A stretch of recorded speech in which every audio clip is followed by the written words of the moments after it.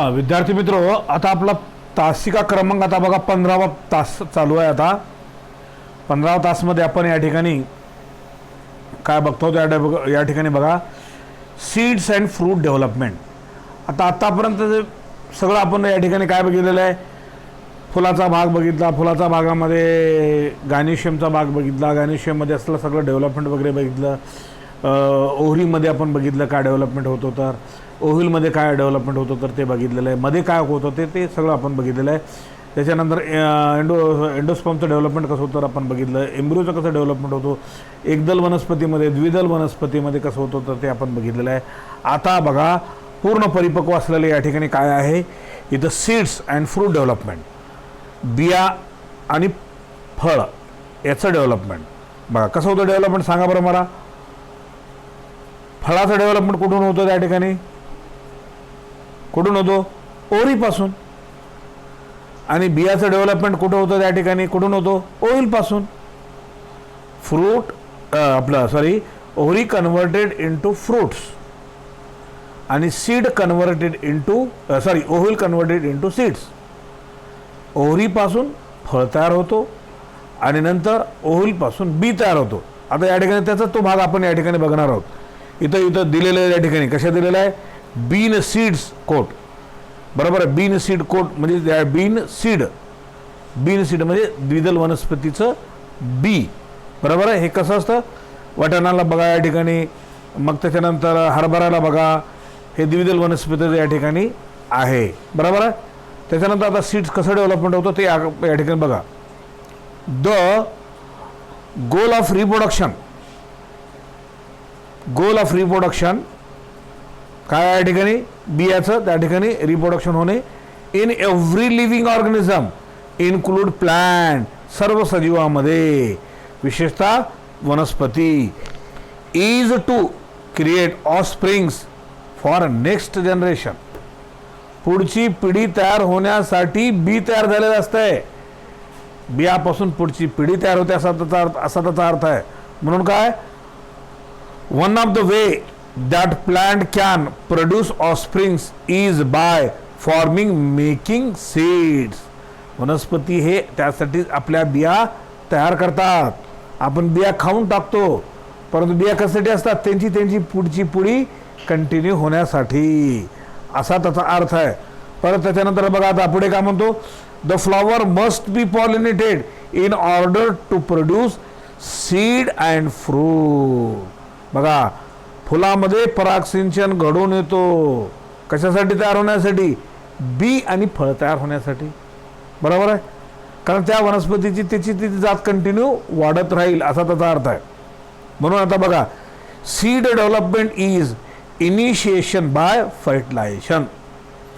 Seed हे विकसित होण्यासाठी सुरुवातीला काय करावं लागतंय, फर्टिलायझेशन. फर्टिलायझेशन म्हणजे मेल आणि फिमेल गॅमेटचं फ्युजन होणे, याला फर्टिलायझेशन आपण म्हणतो. The integument of the fertilization ovule persist and get transferred into the seed coat of the mature seed. मग त्या ठिकाणी इंटिग्युमेंट म्हणजे काय, फर्टिलायझेशन झालं तर बियाचा टर्पल, नंतर त्याचा तो कवर म्हणून राहतो असा त्याचा अर्थ आहे. राईट. त्याच्यानंतर आता बघा इथे पुढे इथे दिलेल्या या ठिकाणी काय आहे, seed sometime consist of two distinct covering, दोन भाग दिसतात त्याचे. A typical outer seed coat, वरचा सीड कोट त्याला टेस्टा असं आपण म्हणतो, आणि इनर थिन, आतला थिन म्हणजे पातळ मेम्ब्रेन त्याला टॅगमन असं आपण म्हणतो. लक्षात आलं. त्याच्यानंतर the nucleus in the ovule may persist some genera like black pepper and beat as a thin papery covering, the perisperms, full stop. म्हणजे त्याच्यामध्ये पातळ अशा प्रकारचा त्या ठिकाणी पापुद्रा असल्यासारखा असतो, तो त्याला ब्लॅक पेपर आपण म्हणतो. त्या ठिकाणी थिन असं पेपरी भाग असल्यासारखा असतो असा त्याचा अर्थ त्या ठिकाणी. इन सम सीड्स, काय बियामध्ये, food reserve the endosperm are partially used up in the development of embryo. बियामध्ये अन्नाच्या रूपाने एंडोस्पर्म साठवला जातो, तो एम्ब्रियोला अन्न पुरवठा करतो. यापूर्वी तुम्हाला सांगितलेलं मी. ऑब्विसली असं असताना इन शब्दांचे अर्थ लक्षात घ्या. मी काय सांगितलेलं आहे, ऑब्विसली असं म्हटल्याबरोबर तिथं अंडरलाईन करायचं त्या ठिकाणी. आता मी काही सगळे शब्दांचे अर्थ तुम्हाला लिहून घ्या म्हणत नाही. बघा इथं असे असताना त्याच्या बाजूला लिहून घ्या त्या ठिकाणी. बरोबर आहे. इन्स मग आता पुढे बघा या ठिकाणी, in such seeds the endosperm remain म्हणजे तसंच राहतो. कॉन्स्पिक्युअस म्हणजे स्पष्ट दिसत नाही.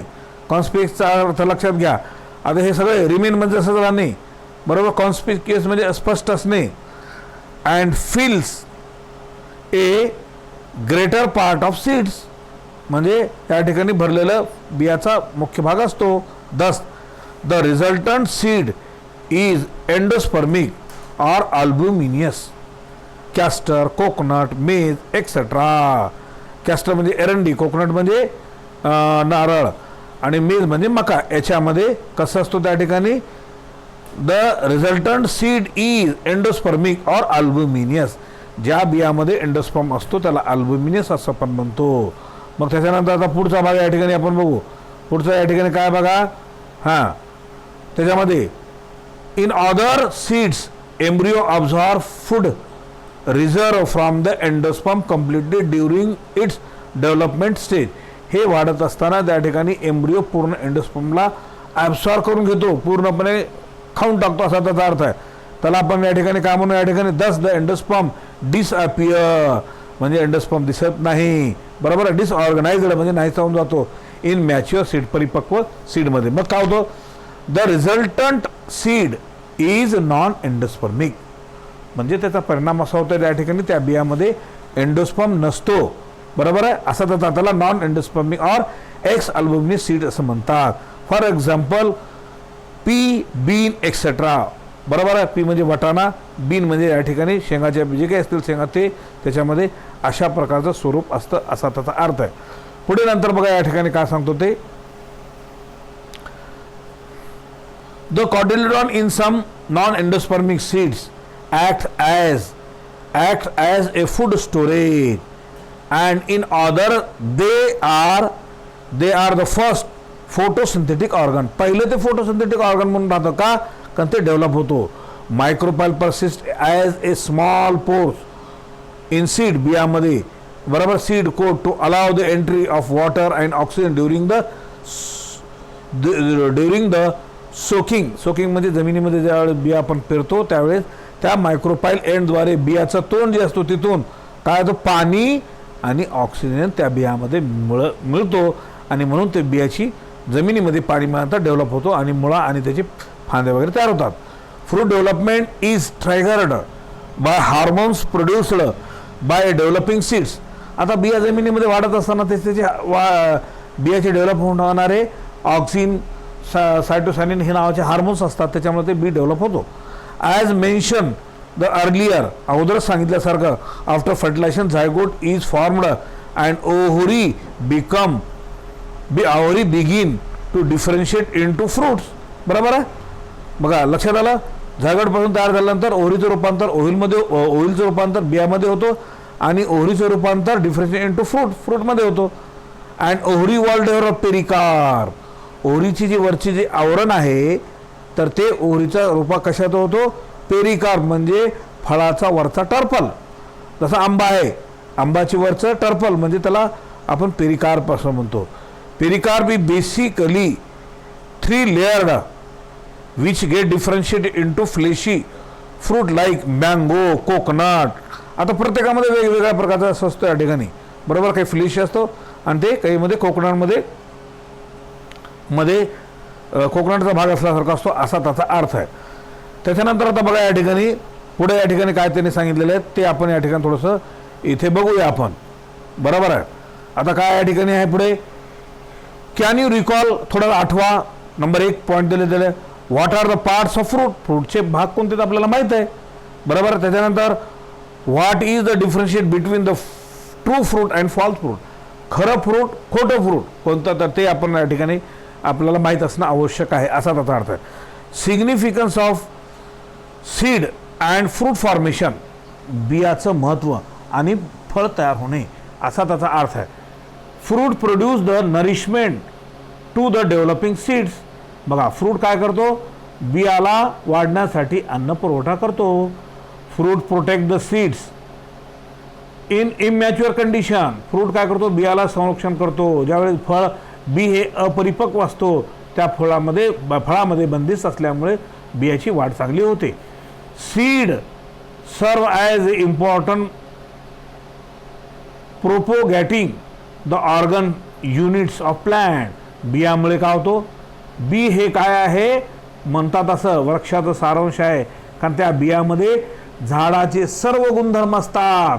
जमिनीमध्ये बी पेरल्यानंतर त्या झाडामध्ये वाढत असलेलं मूळ, खोड, पान, फूल वगैरे जे हे कशात गुणधर्म असतात ते सगळे बियामध्ये असतात.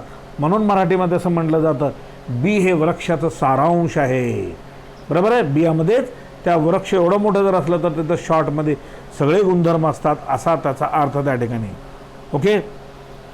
Seed and fruit development special device. बघा, हे खास अशा प्रकारचे साधन आहेत फॉर देअर डिस्पर्सल दस the help in the distribution of species. म्हणून हे बिया हे काय आहेत? खास अशा प्रकारचे त्याचे डिस्ट्रीब्युशन होण्यासाठी मदत होतात असा त्याचा अर्थ आहे. मग त्याच्यानंतर आता बघा या ठिकाणी ट्राय दिस, प्रयत्न करून बघा. Help to rebuild natural ecosystem. नैसर्गिक इकोसिस्टीम आपण तयार करू शकतो. जसं आपण म्हणतो ना, mix seeds and potting soil together with a dry clay. कोरड्या मातीमध्ये आपण जर बिया जर टाकल्या तर moulds of mixture into small ball and allow them to dry in sun. उन्हामध्ये आपण वाळवतो. Throw same at place suitable for germination. मग त्या ठिकाणी वाळवल्यानंतर आपण बियाणा काय करतो? जमिनीमध्ये फेकल्यानंतर आणि नंतर ते बिया उगवतात. हे आपण करून बघितलं तर फळातल्या कोणत्याही फळातल्या बिया आपण वाळवतो आणि वाळवल्यानंतर ते परिपक्व वाढल्यानंतर पूर्ण नंतर जिथं आपल्याला उगवायचं आहे तिथं आपण फेकतो म्हणून किंवा त्याच्यामध्ये जर्मिनेट करतो, त्याच्यामध्ये आपण पेरतो आणि नंतर ते बिया परत उगवायला लागतात असा त्याचा अर्थ आहे. Dormancy is a state of metabolic arrest that facilitate the survival of the organism during the adverse environment condition. Dormancy म्हणजे काय? जर त्या बियाला अन्न आणि पाणी नाही मिळालं तोपर्यंत ते बिया जमिनीमध्ये जशाला तसे राहतात, त्याला डॉर्मन्सी म्हणतो आपण. समजा उन्हाळ्यामध्ये आपण जमिनीमध्ये बिया फेकून दिलेले आहे, बी उगवतात का? नाही. त्यावेळेस त्यांना पाणी, अन्न आणि पाणी मिळेल त्यावेळेस ते बिया उगवा लागतात, त्याला डॉर्मन्सी असे म्हणतात. लक्षात आलं? त्याच्यानंतर structural and physiological adaptive mechanism for survival is called as dormancy. Dormancy म्हणजे काय? स्ट्रक्चरल और physiological adaptation mechanism for survival is called as dormancy. Full stop आहे. मॅच्युअर अँड व्हिएबल सीड्स, परिपक्व झालेले बिया आणि चांगल्या उच्च दर्जाच्या will not germinate even the presence of favourable condition.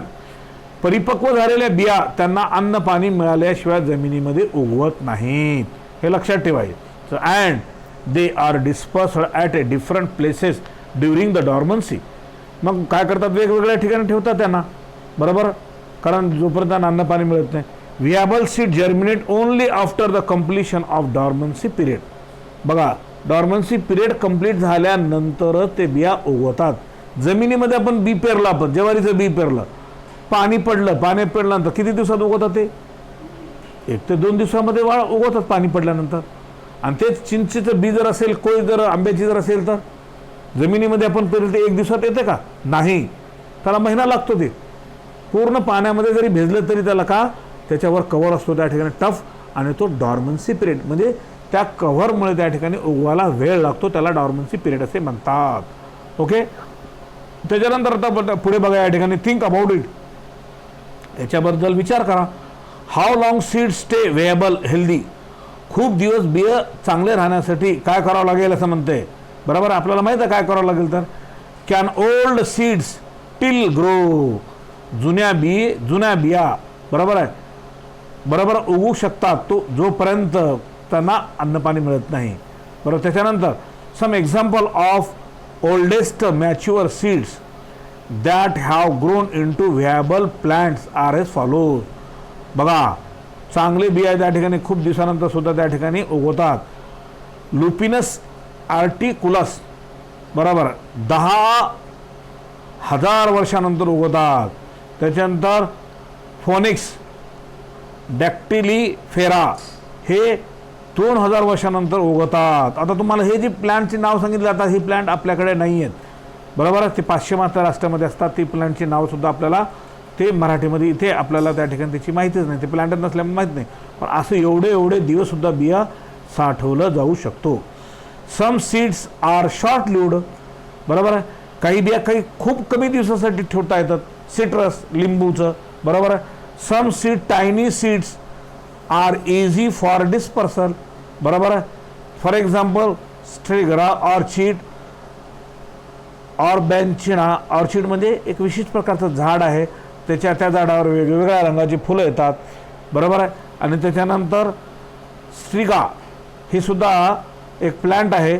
तो रानटी प्लॅन्ट असल्यासारखा आहे त्या ठिकाणी. ऑरोबॅन्चा हे सुद्धा त्या ठिकाणी पर्वतीय भागामध्ये असणारे प्लॅन्ट आहेत. ती आपल्याकडे प्लॅन्ट येत नाही आहे म्हणून त्याची बिया जी काही जमिनीमध्ये पेरले जातात त्या पद्धतीने उगवत असतात असा त्याचा अर्थ आहे. म्हणून या ठिकाणी आता आपण इथे अपोमॅक्सिसचा भाग पुढे पाहण्याच्या ऐवजी इथे आपण स्टॉप करूया.